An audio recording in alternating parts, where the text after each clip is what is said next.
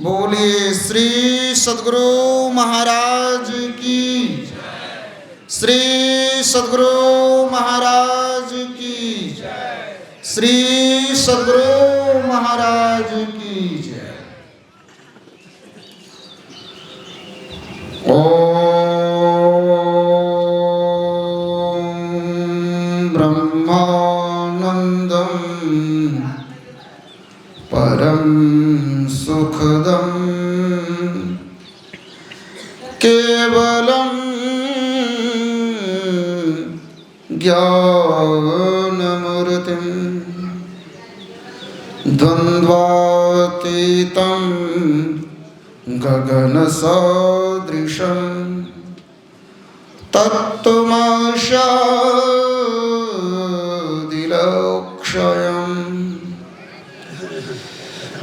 एकं नित्यं विमलमचलं सर्वधि साक्षिभूतं भावातीतं त्रिगुणरहितं सद्गुरुं तं नमामि। सद्गुरुं तं नमामि नमामि। अज्ञानतिमिरान्धस्य ज्ञानाञ्जनशलाकया चक्षुरुन्मीलितं येन तस्मै श्री गुरुवे नमः। यं ब्रह्मा वरुणेन्द्र यंत्रमरुता, यं ब्रह्मा वरुणेन्द्र मधुरः यास्यन्तं न विदुषुरासुरगणा देवाय तस्मै नमः। ध्यानावस्थित तद्गतेन मनसा पश्यन्ति यं योगिनो यास्यन्तं न विदुषुरासुरगणा देवाय तस्मै नमः देवाय तस्मै नमः। ओ व्यक्त रूप में विराजमान आसन पर आसन प्रातः स्मरणीय अनंत श्री विभूषित परमारा श्री सद्गुरु महाराज के त्रिलोक पावन श्री युगल चरणों में कोटि सह नमन करते हुए व्यक्त रूप में मंच पर विराजमान परम पूज्यपाद अंग गौरव श्रद्धा की मूर्ति स्वामी श्रद्धानंद जी महाराज के पाद पद्मों में कोटि सह नमन करते हुए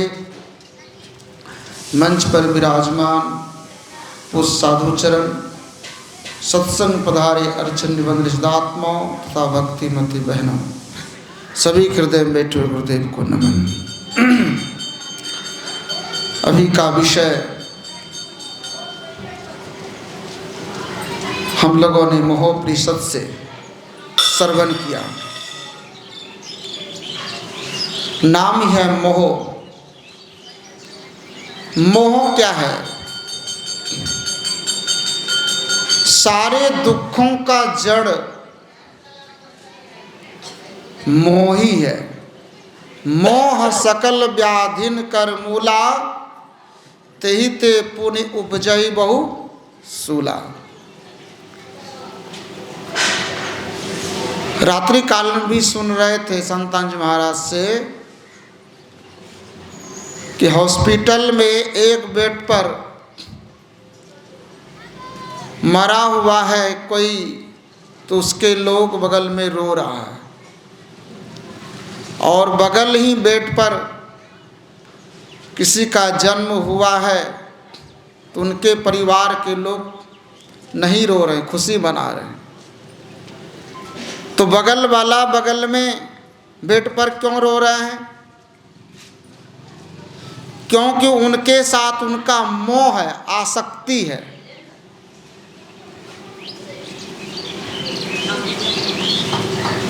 जिनके साथ आसक्ति नहीं रहता, जिनमें हम आसक्त नहीं रहते हैं, जिनमें मेरा कोई लगाव नहीं रहता है, तो मर जाए कि सड़ जाए कि गल जाए,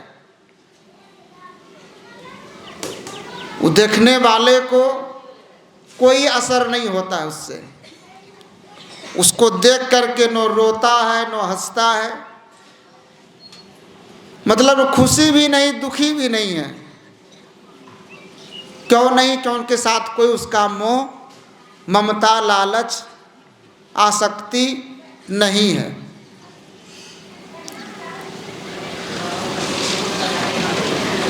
तो सारे दुखों का जो कारण है मोह यानी बंधन है।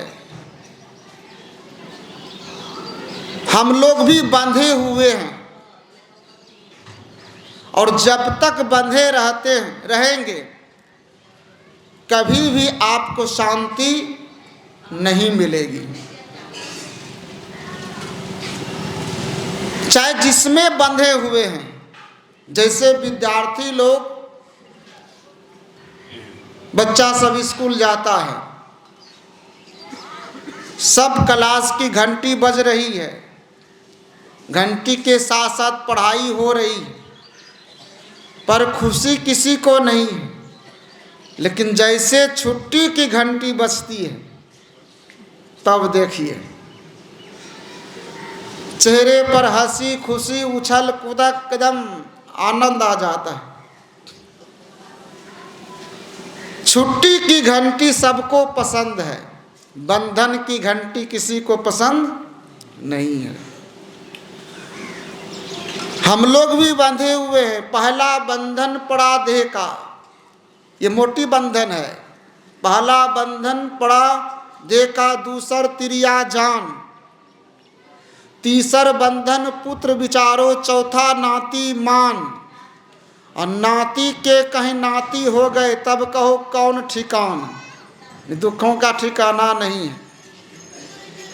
आज नाती के नाती का साला का तबीयत खराब है, वो मर गया तो उसका ससुर जी हो गया है, और पूरे 100 परिवार में कोई किसी का दुख है ही है, और सब जोड़ जोड़ करके दुख का भार देखे कितना आ जाता है। इस सारे मोह फैलाए आसक्त यानी मकड़े के जाल में फंसे।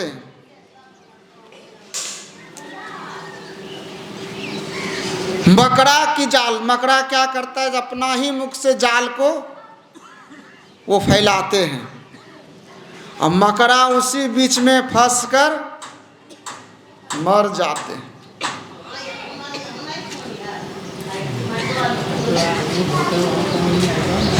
उसी प्रकार से ये संसार में ये देह से ही शुरू होता है बंधन। तो कैसे बंधन से छूटेंगे? ये मोह बंधन से कैसे छूटेंगे? तो मोहोपनिषद में भी आया, भारो विवेकिनः शास्त्रम भारो ज्ञानम च रागिणः ओ शांतस्य मनोभारो भारो नात्म विदो बपु।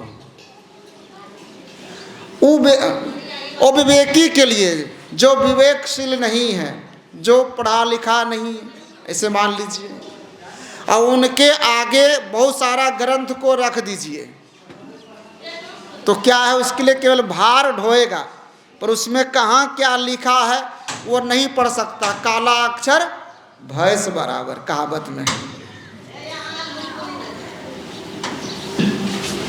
भारो विवेकिनः शास्त्रम भारो ज्ञानम च रागिनः। रागी पुरुष के लिए ज्ञान भार है। रागी मतलब आसक्त। जितना राग में आप राग द्वेष में पड़े रहेंगे, लड़ाई झगड़ा करते रहेंगे, थोड़ी थोड़ी चीजों के लिए आसक्त होकर झगड़ा करेंगे, ज्ञान नहीं है।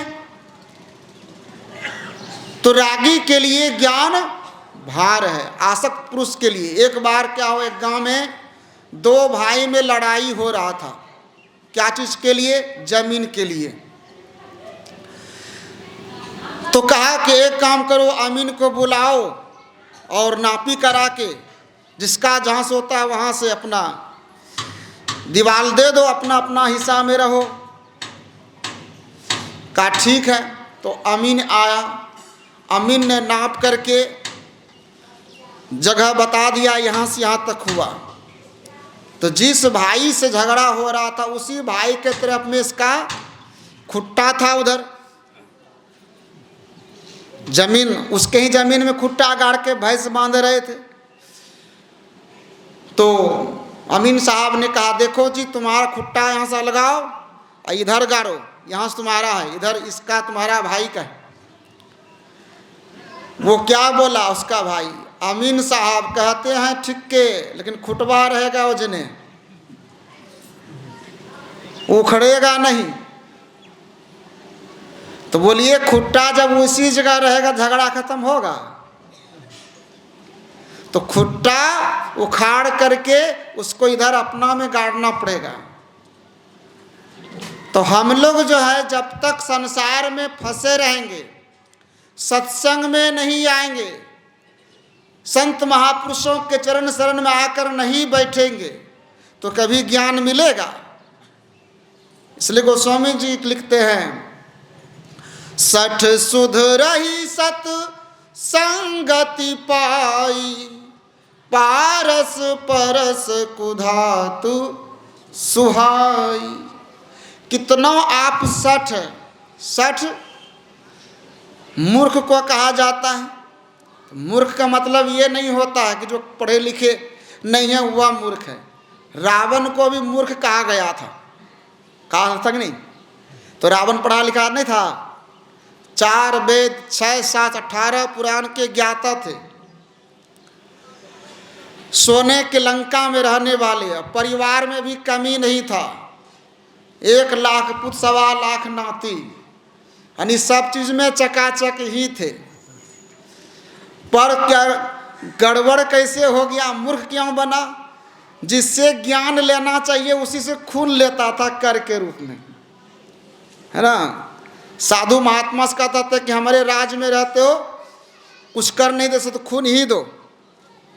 और खून ले लेके कर के रूप में घड़ाम भरा, ले गया लंका। तो वहाँ विधम उपद्रव मचने लगा। तो उनकी माता ने कहा जल्दी से घड़ा के यहाँ से कहीं बाहर ले जाओ, नहीं तो लंका नहीं बचेगी। क्यों? क्योंकि संतों से खून लिया है कर के रूप में, दुख दिया है। संतों से खून नहीं, उनकी शरीर का सेवा, उनके सेवा शुश्रूषा करना चाहिए, उनकी आदर करनी चाहिए, उनसे ज्ञान लेना चाहिए, और लेता है खून। तो क्या हुआ, रावण को अज्ञानता छाई रही और अज्ञानता के कारण से ही उनके पास सब कुछ रहते हुए उनका विनाश हो गया, विनाश हो गया। और भगवान ने संकल्प किया है, साधु सतावे अब दुख पावे, निर्मूल होवे वंश, और नहीं मानो तो देख लो रावण कौरव कंस। जड़ मूल से, क्योंकि भगवान श्री कृष्ण का कहना है, प्रीतरणाया साधु नाम और विनाशाय चो दुष्कृताम और धर्म संस्थापनार्थाय संभवामि युगे युगे।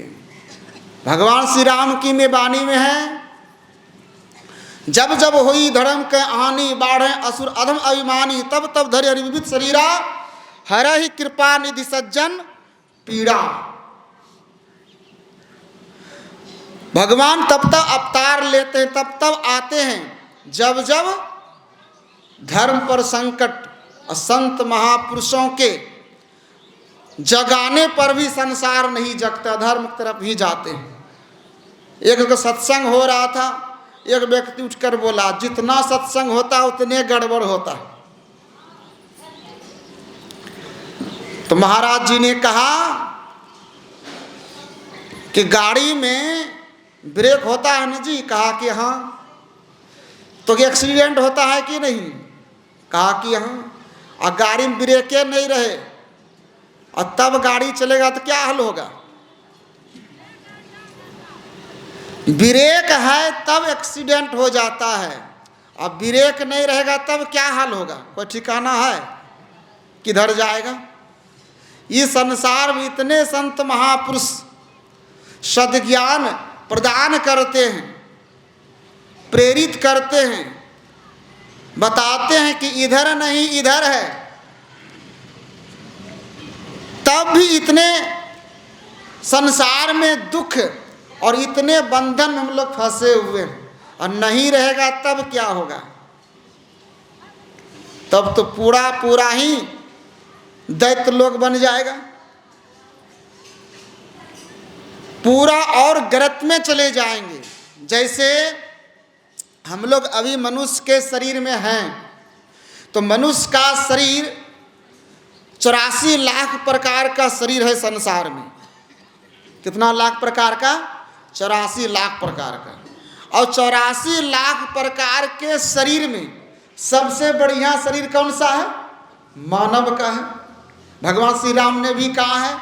और काकभुसुंडी जी से जब पूछा गरुड़ जी महाराज ने कि सबसे बढ़िया शरीर कौन है इस सृष्टि में, तो भुसुंडी जी ने भी कहा था, नरतन समन्यु कवन्यु देही अजीव चराचर जाचत जेही। जितना प्रकार शरीर का रचना हुआ है सब में श्रेष्ठ मानव का शरीर है। शरीर तो 84 लाख प्रकार का, पर 83,99,999 शरीर। तो ये मनुष्य शरीर में इतने शरीरों को पार करके तब यहाँ आए हैं। और कल सुन रहे थे हमारे सरदार जी महाराज मुखारबिंद से कि मनुष्य बनकर मरोगे तब न मनुष्य बनोगे। गधा बन के मर गए, ऊंट बन के मर गए, कुत्ता बन के मर गए। यानी बन के मर गए मतलब क्या होता जानते हैं? बन के मर जाना। मनुष्य शरीर बना कैसे जाता है? मनुष्य शरीर में जो आप कर्म करते हैं उसी से बनते हैं। जैसा कर्म करते हैं उसी में आसक्त हो जाते हैं, और जिसमें आसक्त हो जाते हैं वही मरने के वक्त में आपको याद आती है, शरीर छोड़ने के वक्त में। और अंतमति सो गति। भगवान श्री कृष्ण ने भी कहा, यम यम वापी स्मरेन भावम तजंते कलेबरम तम तमे बेति कौंतिया तदा भाव भावित। शरीर छोड़ने के वक्त में यम यम यानी जैसा जैसा आप विचार करते हैं, स्मरण करते हैं और शरीर को छोड़ते तो उसी में चले जाते हैं। कोई अगर बाल बच्चों में आसक्त होकर के, बेटा बेटी में आसक्ति होकर और सुख देते, हाय मेरा बेटा को बुला दो, पोता को बुला दो, और तब मर जाता है। ऐसे करके जब मर गए तब आपको किस में जाना पड़ेगा पता है? वो अगर माता मर गई तो सुवर्णी बनेगी, स्वर्णी जोनी में चले जाएंगे, स्वर्णी बनेंगे। अब पुरुष मर गए बाल बच्चा में आसक्त होकर के, तब किस में जाएंगे? सुअर में। देखिए है ना, आप क्या बन के मरे पता चल गया ना। अगर आप धन दौलत में यानी सोना चांदी में आसक्त होकर मर गए, बहुत सारा सोना एकत्रित, बहुत सारे नेता लोग का भी देखते हैं ना, मोदी जी चलाता है ईडी से छापा तो पता चलता है, कहीं 300 करोड़ तो कहीं कुछ निकलता है, कहीं सोने निकल जाता है 40 kg तो कहीं 50 kg, अब पता ही नहीं कहाँ है। अगर उसमें आसक्त हो करके मर गए तब का वो व्यक्ति, पुरुष हैं तो नाग बाबा और माता जी हैं तो नागिन, और उसी में रक्षा करिए उसी सोना की। खूब धन को एकत्रित किए, खूब जमा कर करके रखते हैं, नो दान करते हैं, नो पुण्य करते हैं, नो सत्कर्म करते हैं, धन लगाते हैं उसमें, और उसी में मर गए तो चूहा बनेंगे, पुरुष हैं तो, और स्त्री हैं तो चूहिया। बिल में जमा करते ये चूरा चूरा काट कर देखते, और फिर आएगा चूहा पकड़ने वाला, और फिर देखिए उसे क्या होता है, पका पका के